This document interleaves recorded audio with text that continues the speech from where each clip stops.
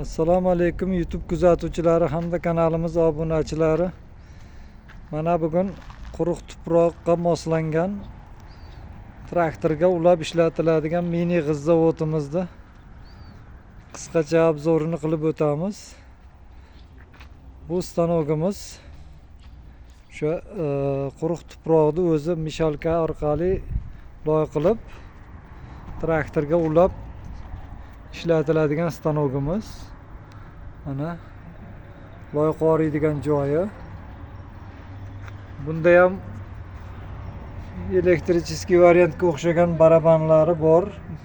Loyni ichkariga bosadigan.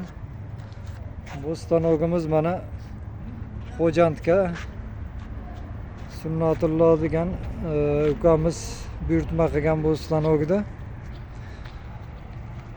Bu stanogimiz standart g'ishtdan minimalniy 12-15 mingta atrofida chiqaradi bir kuniga.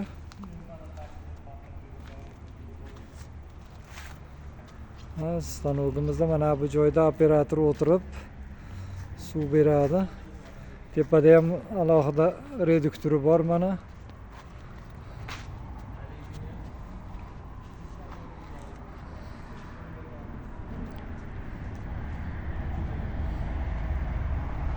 Tuproq soladigan joylari, lentalari.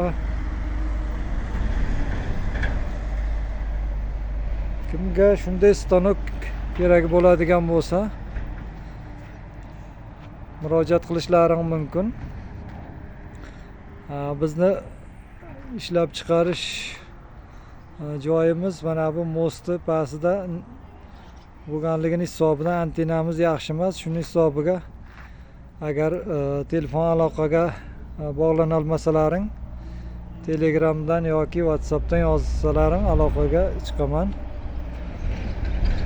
E'tiborlaring uchun rahmat. Sog' bo'linglar.